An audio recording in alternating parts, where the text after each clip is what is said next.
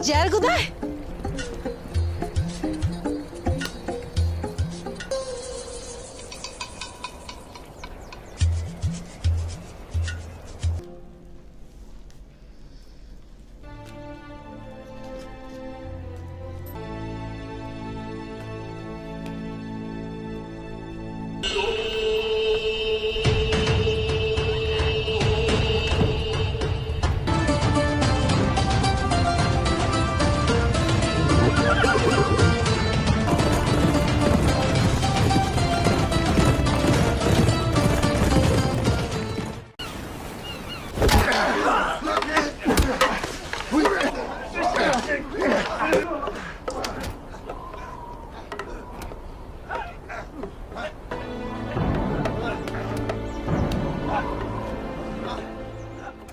अस्सलाम वालेकुम नाजरीन कराम। पिछली एपिसोड के आखिर में आपने देखा था कि जब एनी शहर में उस्मान साहब की सरबराही में जिरगा जारी था तो इतने में अचानक अंदर बायुसंगर सिपाही आता है और वो उस्मान साहब को एक खत देता है। ये देखकर तमाम सरदारान बहुत हैरान और परेशान हो जाते हैं। इस एपिसोड के आगाज में आप देखेंगे उस्मान साहब वो खत खोलकर पढ़ने लगता है। नाजरीन कराम, ये खत कोनूर की तरफ से था और उसमें कोनूर ने लिखा था कि हुजूर, हम जानते हैं कि वो अगले दिन हरकत करना शुरू कर देंगे। हम आपके अहकामात के मुंतजिर हैं। खत पढ़ने के बाद उस्मान साहब तमाम सरदारान से कहते हैं, दीवान खत्म हो गया है सरदारान, सब अपने अपने फराइज की तरफ लौट जाए। इसके बाद तमाम सरदारान बाहर की तरफ निकल जाते हैं। बाहर आकर बयंदर बे उक्तम साहब से कहता है, मैं हैरान हूँ कि उस्मान साहब को क्या खबर मिली है, उन्होंने बहुत ही जल्दी दीवान खत्म किया। उक्तम साहब कहता है, यह सरदार का मसला है, हम समझ नहीं सकते बयंदर बे। बयंदर बे कहता है, आप पूछकर अंदाजा नहीं लगा सकते कि यह क्या है। बयंदर साहब कहते हैं, ठीक है, ये एक अहम खबर होनी चाहिए। इधर दीवान में उस्मान साहब अपने सिपाहियों से कहता है कि कोनूर ने पैगाम भेजा है, ये खबर कुस्तुनतुनिया की तरफ से है। जो लोग शहनशाह का तख्ता उलटना चाहते हैं वो अब हरकत में आ रहे हैं। शहनशाह तख्त पर बैठकर हमारी फतुहात में हमारी मदद करता है।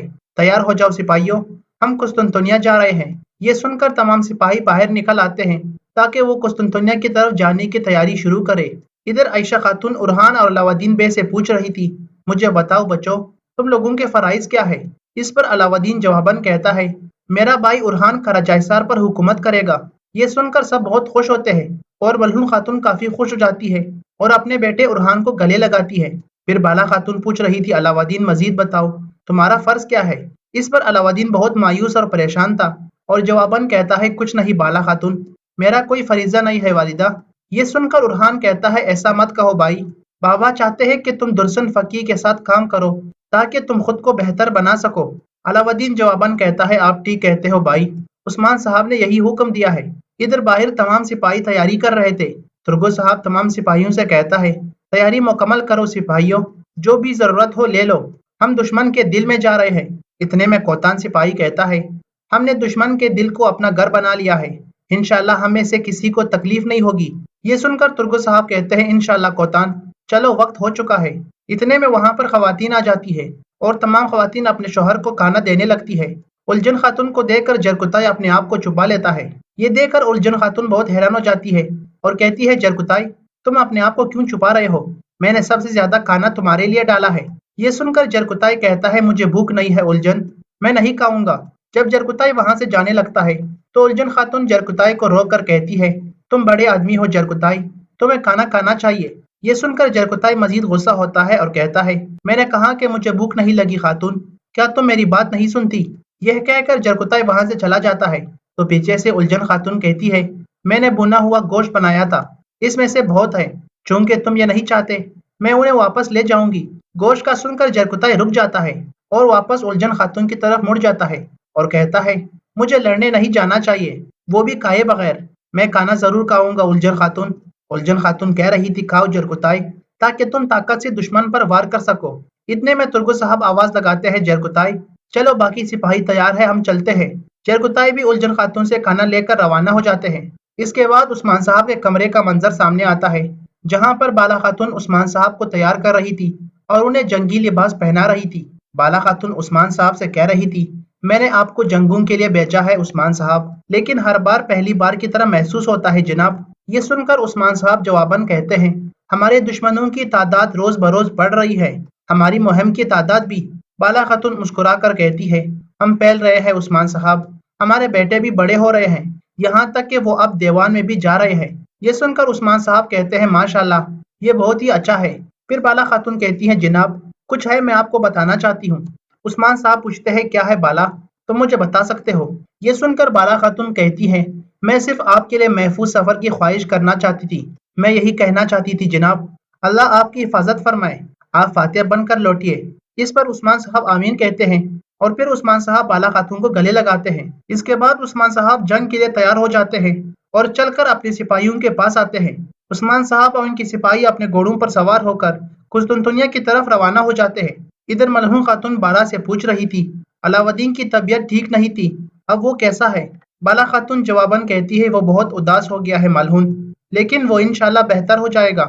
عائشہ خاتون بھی کہہ رہی تھی، فکر نہ کرو بالا، عثمان صاحب کے پاس اچھی وجہ ہونی چاہیے اور علاؤالدین اس کو سمجھ پائے گا۔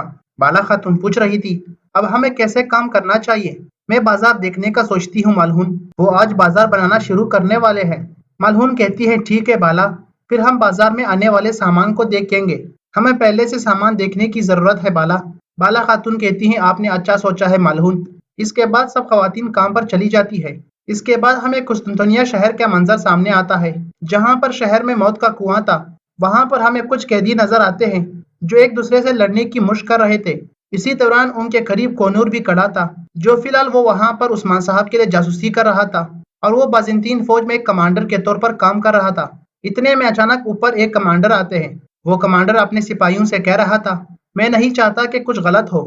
اسی دوران کونور بھی اس کمانڈر کو دیکھ لیتا ہے، وہ کمانڈر کہہ رہا تھا، کل روم میں ایک نیا سورج طلوع ہوگا۔ اس کے بعد ہمیں ایک پہاڑی علاقے کا منظر سامنے آتا ہے، جہاں پر عثمان صاحب اپنے سپاہیوں کے ساتھ اس جگہ پر پہنچ گئے تھے۔ اس کے بعد انہیں سمندر نظر آتا ہے اور وہاں پر کچھ کشتیاں کھڑی تھی۔ ان کشتیوں کو دیکھ کر بحران سپاہی کہہ رہا تھا، یہ وہ کشتی ہے جسے ہم سمندر پار کریں گے جناب۔ عثمان صاحب کہتے ہیں، جب اندھیرا ہوگا تو ہم قسطنطنیہ میں ہوں گے، ہم بیس بدلیں گے اور ہم احتیاط سے کام لیں گے۔ اس کے بعد عثمان صاحب اور ان کے سپاہی اپنے گھوڑوں سے اتر کر ان کشتیوں کے پاس آتے ہیں اور کشتیوں پر سوار ہو کر قسطنطنیہ کی طرف روانہ ہو جاتے ہیں۔ ناظرین کرام، اس کے بعد ہمیں اوکتم قبیلے کا منظر سامنے آتا ہے، جہاں پر ملہون، عائشہ اور دیگر خواتین پہنچ گئی تھی۔ ملہون خاتون کھانے کا ذائقہ چیک کرتے ہوئے کہہ رہی تھی، آپ کا شکریہ خواتین، پنیر بہت لذیذ ہے۔ اسی دوران اختیمور بھی وہاں پر کھڑا تھا۔ ملہون خاتون اختیمور سے کہہ رہی تھی، آؤ ہم زینون کو دیکھیے، اس سے پہلے کہ بینگے خاتون آئے۔ اس کے بعد وہ گھوڑے کے زینون کی طرف چلتے ہیں اور انہیں دیکھنے لگتے ہیں۔ اتنے میں اچانک مرکزی خیمے کا دروازہ کھلتا ہے اور بینگے خاتون بھی باہر آتی ہے۔ گھوڑوں کے زینون کو دیکھ کر ملہون خاتون اختیمور بے سے کہہ رہی تھی، یہ متوازن نہیں لگتا اختیمور، آؤ اسے گھوڑے پر رکھتے ہیں۔ اختیمور بھی کہہ رہا تھا، اس کا نچلا حصہ بہت پتلا ہے، گھوڑے کا پسینہ جذب کرنے کے لیے اسے موٹا ہونا چاہیے۔ پھر ملہون پوچھ رہی تھی، بینگے خاتون کہاں ہے؟ کیا تم نے اسے نہیں بتایا کہ ہم پہنچ چکے ہیں؟ عائشہ خاتون کہہ رہی تھی، اسے اطلاع دی گئی ہے ملہون۔ اتنے میں اچانک وہاں پر بینگے خاتون بھی پہنچ جاتی ہے اور وہ کہہ رہی تھی، خوش آمدید ملہون خاتون، معاف کرنا، اگر ہمیں خبر ہوتی کہ آپ آنے والی ہیں تو ہم آپ کا صحیح طریقے سے استقبال کرتے، آپ سب اندر آ جائیے، آپ کو ٹھنڈی لسی ملے گی۔ یہ سن کر ملہون خاتون جواباً کہتی ہے، اس کی ضرورت نہیں ہے بینگے خاتون، ہم یہاں بیٹھنے نہیں آئے، ہم بہنوں کا بازار میں فروخت ہونے والے مال کو دیکھنے آئے ہیں، لیکن ہم اس سے مطمئن نہیں ہے جو ہم نے دیکھا بینگے خاتون۔ اس کے بعد ہمیں قبیلے کے داخلی راستے کا منظر سامنے آتا ہے۔ ایک خاتون اپنے گھوڑے پر سوار ہو کر اس قبیلے کے اندر داخل ہو جاتی ہے اور اپنے گھوڑے سے اتر کر ملہون خاتون اور دیگر خواتین کی طرف روانہ ہو جاتی ہے۔ ادھر بینگے خاتون ملہون سے کہہ رہی تھی، یہ کیسے ہو سکتا ہے کہ یہ گھوڑے کے ذہن اچھے نہیں ہے، مال اور اسے بنانے والے دونوں ایک جیسے ہیں۔ ملہون کہہ رہی تھی، یہ گھوڑے پر توازن نہیں رکھتا بینگے، جب میرے اپنے سپاہی اس پر بٹھانے کے قابل نہیں تو میں اسے بازار کیسے لے جا سکتی ہوں؟ اتنے میں وہاں پر وہ دوسری خاتون بھی آ جاتی ہے جو شاید بینگے خاتون کی بیٹی تھی اور اس لڑکی کا نام الچچک تھا۔ الچچک ملہون سے کہہ رہی تھی، چلیے مجھے اپنا سب سے ماہر سپاہی دے تاکہ میں آپ کو دکھا سکوں کہ جو ذہن آپ کو پسند بھی نہیں ہے اسے گھوڑے پر کیسے استعمال کیا جا سکتا ہے۔ پھر الچچک اپنے گھوڑے پر سوار ہو جاتی ہے۔ بینگے خاتون کہہ رہی تھی، اس کی ضرورت نہیں ہے بیٹی۔ اسی دوران اختیمور مسلسل الچچک کو دیکھ رہا تھا اور شاید اسے پہلی ہی نظر میں الچچک پسند آ گئی تھی۔ پھر اختیمور بھی ملہون سے پوچھتا ہے، کیا آپ مجھے اجازت دیتی ہے ملہون خاتون؟ اس پر ملہون خاتون ہاں کا اشارہ کرتی ہے تو اختیمور بے بھی اپنے گھوڑے پر سوار ہو جاتا ہے۔ گھوڑے پر سوار ہونے کے بعد अलचिचक अख्तेमूर बे से कहती है, कबीले के बाहर एक बड़ा दरख्त है, हम वहां से कबीले तक दौड़ेंगे। इसके बाद इन दोनों के दरमियान दौड़ का मुकाबला शुरू हो जाता है।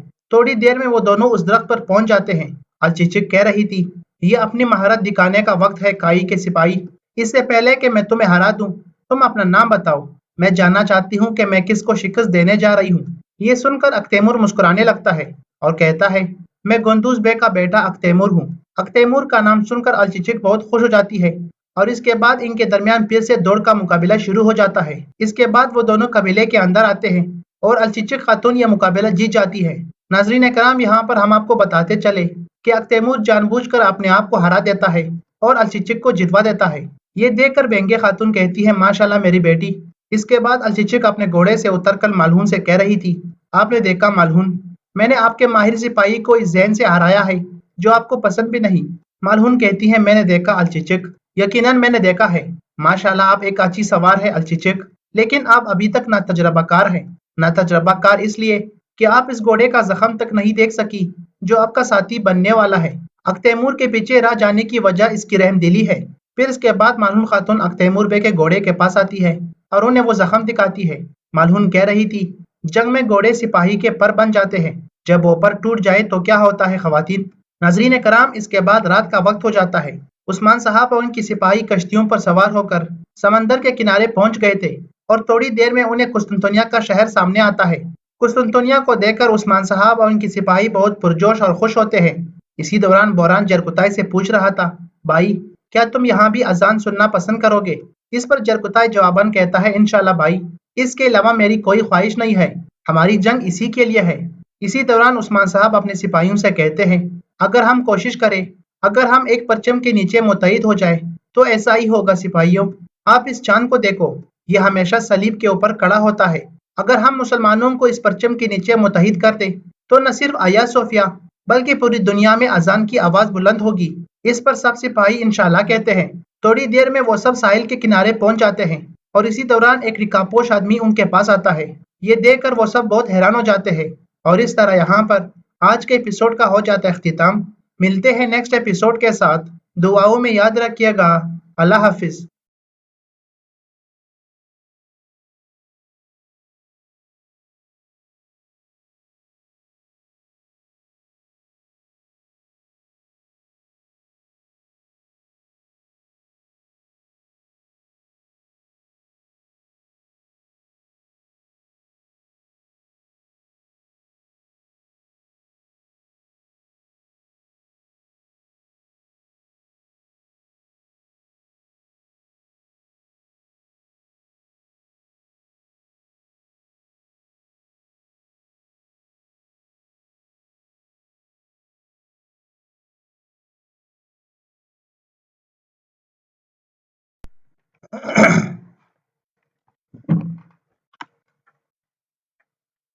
अस्सलाम वालेकुम नाजरीन कराम।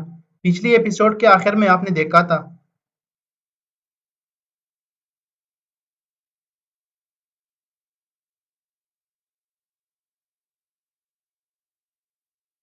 कि जब एनी शहर में उस्मान साहब की सरबराही में जिरगा जारी था तो इतने में अंदर वायुसंगर सिपाही अंदर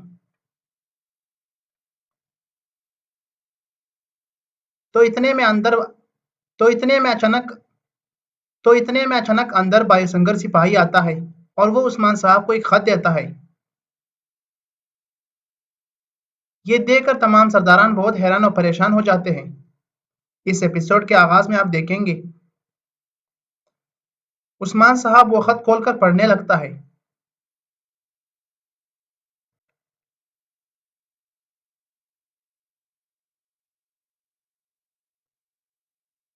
नाजरीन कराम, ये खत कोनूर की तरफ से था और उसमें कोनूर ने लिखा था कि हुजूर, हम जानते हैं कि वो अगले दिन हरकत करना शुरू कर देंगे।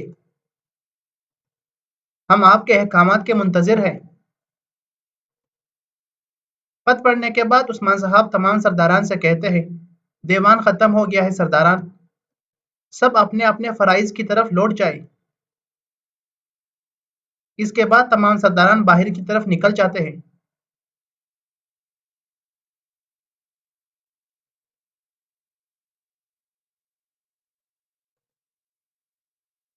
باہر آ کر بیندر بے اکتم صاحب سے کہتا ہے، میں حیران ہوں کہ عثمان صاحب کو کیا خبر ملی ہے۔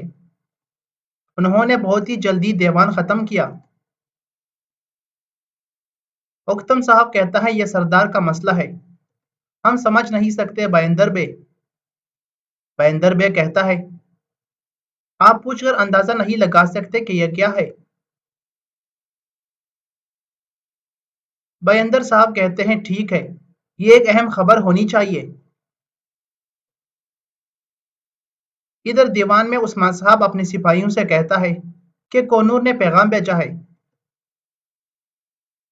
یہ خبر قسطنطنیہ کی طرف سے ہے۔ جو لوگ شہنشاہ کا تختہ الٹنا چاہتے ہیں وہ اب وہ اب حرکت میں آ رہے ہیں۔ شہنشاہ تخت پر بیٹھ کر ہماری فتوحات میں ہماری مدد کرتا ہے۔ تیار ہو جاؤ سپاہیوں، ہم قسطنطنیہ جا رہے ہیں۔ یہ سن کر تمام سپاہی باہر نکل آتے ہیں تاکہ وہ قسطنطنیہ کی طرف جانے کی تیاری شروع کرے۔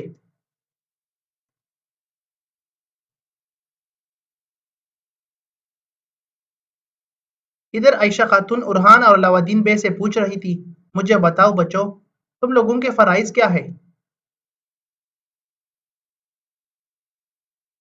اس پر علاؤدین جواباً کہتا ہے، میرا بھائی ارحان قراجائسار پر حکومت کرے گا۔ یہ سن کر سب بہت خوش ہوتے ہیں اور ملہون خاتون کافی خوش ہو جاتی ہے اور اپنے بیٹے ارحان کو گلے لگاتی ہے۔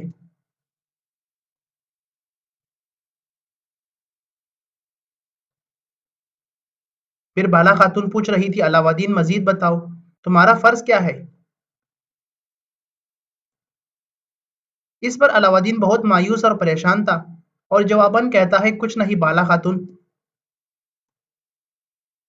میرا کوئی فرضہ نہیں ہے والدہ، میرا کوئی فریضہ نہیں ہے والدہ۔ یہ سن کر ارحان کہتا ہے، ایسا مت کہو بھائی، بابا چاہتے ہیں کہ تم درسن فقی کے ساتھ کام کرو تاکہ تم خود کو بہتر بنا سکو۔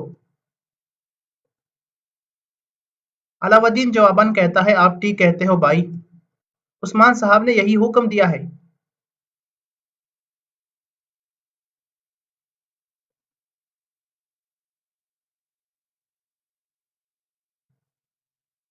ادھر باہر تمام سپاہی تیاری کر رہے تھے۔ ترگو صاحب تمام سپاہیوں سے کہتا ہے، تیاری مکمل کرو سپاہیوں، جو بھی ضرورت ہو لے لو، ہم دشمن کے دل میں جا رہے ہیں۔ اتنے میں کوتان سپاہی کہتا ہے، ہم نے دشمن کے دل کو اپنا گھر بنا لیا ہے، انشاءاللہ ہم میں سے کسی کو تکلیف نہیں ہوگی۔ یہ سن کر ترگو صاحب کہتے ہیں، انشاءاللہ کوتان، چلو وقت ہو چکا ہے۔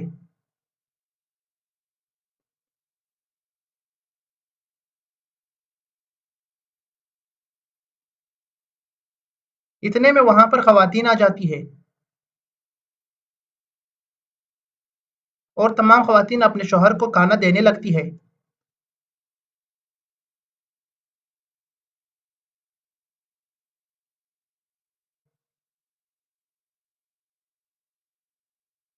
الجھن خاتون کو دیکھ کر جرکتائی اپنے آپ کو چھپا لیتا ہے۔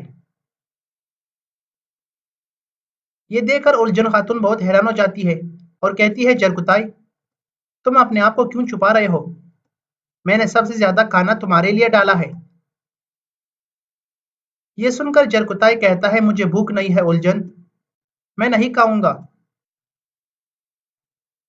جب جرکتائی وہاں سے جانے لگتا ہے تو الجھن خاتون جرکتائی کو روک کر کہتی ہے، تم بڑے آدمی ہو جرکتائی، تمہیں کھانا کھانا چاہیے۔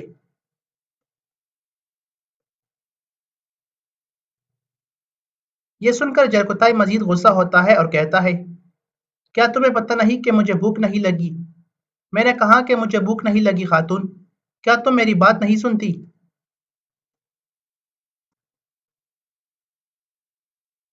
یہ کہہ کر جرکتائی وہاں سے چلا جاتا ہے تو پیچھے سے الجھن خاتون کہتی ہے، میں نے بھنا ہوا گوشت بنایا تھا، اس میں سے بہت ہے، چونکہ تم یہ نہیں چاہتے، میں انہیں واپس لے جاؤں گی۔ گوشت کا سن کر جرکتائی رک جاتا ہے اور واپس الجھن خاتون کی طرف مڑ جاتا ہے اور کہتا ہے مجھے لڑنے نہیں جانا چاہیے، وہ بھی کھائے بغیر۔ میں کھانا ضرور کھاؤں گا الجھن خاتون۔ الجھن خاتون کہہ رہی تھی کھاؤ جرگتائی، تاکہ تم طاقت سے دشمن پر وار کر سکو۔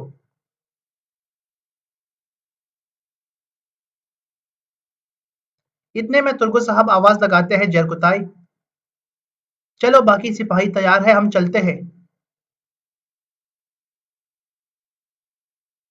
جرگتائی بھی الجھن خاتون سے کھانا لے کر روانہ ہو جاتے ہیں۔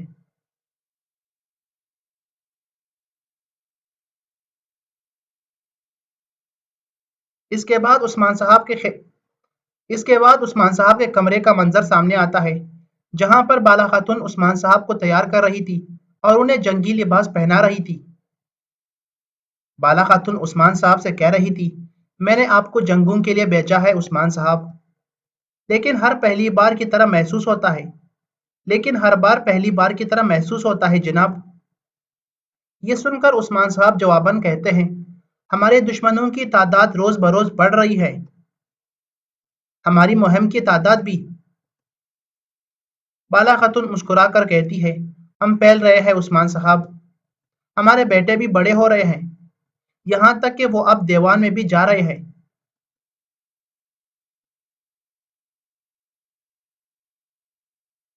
یہ سن کر عثمان صاحب کہتے ہیں ماشاءاللہ، یہ بہت ہی اچھا ہے۔ پھر بالا خاتون کہتی ہیں جناب کچھ ہے میں آپ کو بتانا چاہتی ہوں۔ عثمان صاحب پوچھتے ہیں بتاؤ کیا بالا ہے؟ عثمان صاحب پوچھتے ہیں کیا ہے بالا، تم مجھے بتا سکتے ہو؟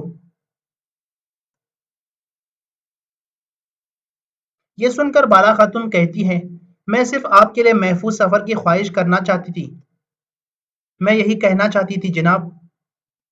اللہ آپ کی حفاظت فرمائے، اللہ آپ کی حفاظت فرمائے، آپ فاتح بن کر لوٹیے۔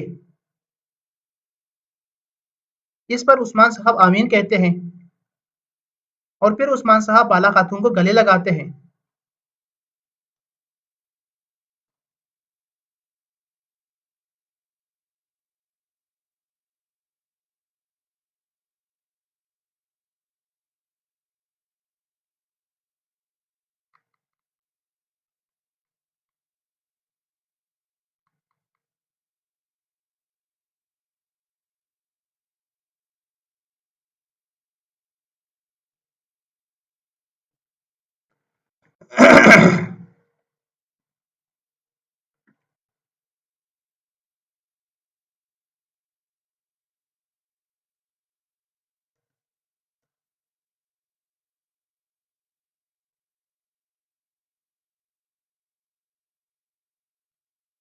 اس کے بعد عثمان صاحب جنگ کے لیے تیار ہو جاتے ہیں اور چل کر اپنے سپاہیوں کے پاس آتے ہیں۔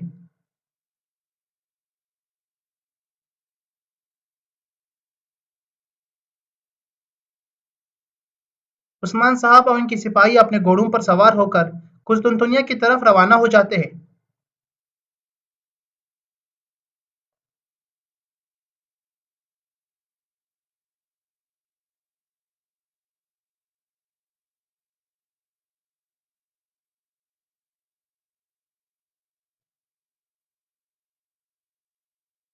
ادھر ملہون خاتون بالا سے پوچھ رہی تھی علاؤالدین کی طبیعت ٹھیک نہیں تھی، اب وہ کیسا ہے؟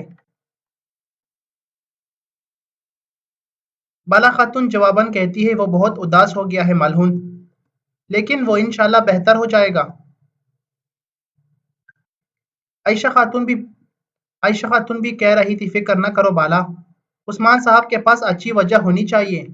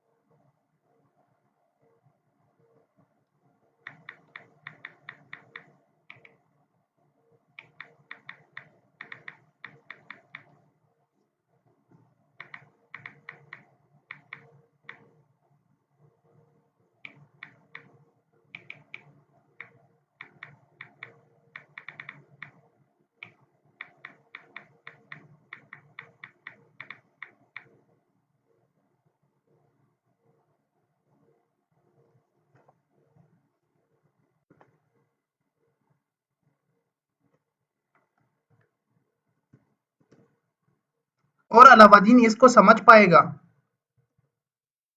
بالا خاتون پوچھ رہی تھی۔ اب ہمیں کیسے کام کرنا چاہیے؟ میں بازار دیکھنے کا سوچتی ہوں مالہون۔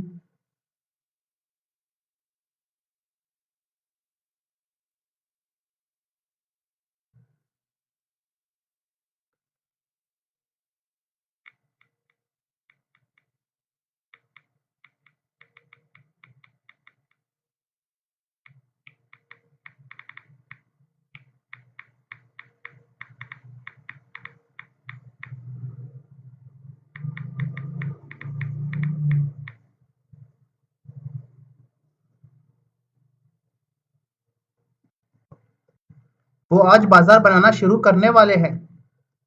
مالہون کہتی ہے ٹھیک ہے بالا، پھر ہم بازار میں آنے والے سامان کو دیکھیں گے۔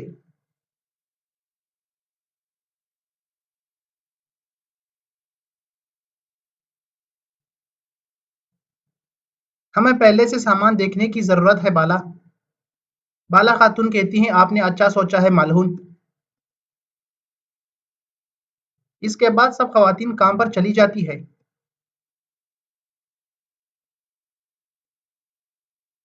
اس کے بعد ہمیں قسطنطنیہ شہر کا منظر سامنے آتا ہے، جہاں پر شہر میں موت کا کنواں تھا اور تمام مسلمان قیدی اور تمام وہاں پر ہمیں کچھ قیدی نظر آتے ہیں جو ایک دوسرے سے لڑنے کی مشق کر رہے تھے۔ اسی دوران ان کے قریب کونور بھی کھڑا تھا، جو عارضی طور پر وہاں پر جو فی الحال وہاں جو فی الحال وہ جو فی الحال وہ وہاں پر عثمان صاحب کے لیے جاسوسی کر رہا تھا، اور وہ بازنطین فوج میں ایک کمانڈر کے طور پر کام کر رہا تھا۔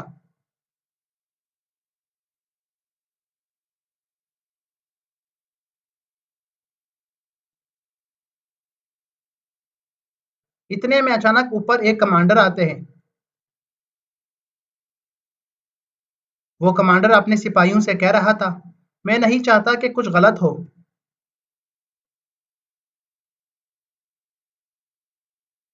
اسی دوران کونور بھی اس کمانڈر کو دیکھ لیتا ہے۔ وہ کمانڈر کہہ رہا تھا کل روم میں ایک نیا سورج طلوع ہوگا۔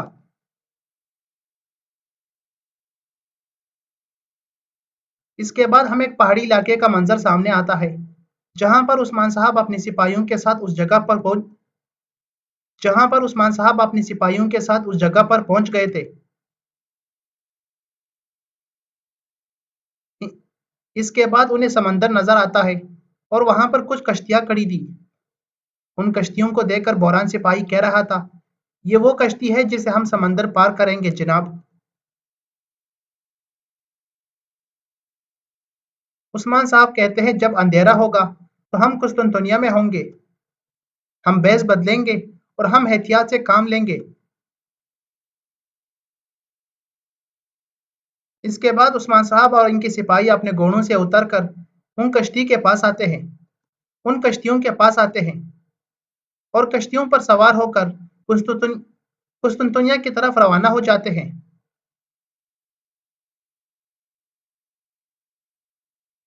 ناظرین کرام، اس کے بعد ہمیں اوکتم قبیلے کا منظر سامنے آتا ہے، جہاں پر مالہون، عائشہ اور دیگر خواتین پہنچ گئی تھی۔ مالہون خاتون کھانے کا ذائقہ چیک کرتے ہوئے کہہ رہی تھی آپ کا شکریہ خواتین، پنیر بہت لذیذ ہے۔ پھر اسی دوران اختیمور بھی وہاں پر کھڑا تھا۔ مالہون خاتون اختیمور سے کہہ رہی تھی آؤ ہم زینون کو دیکھ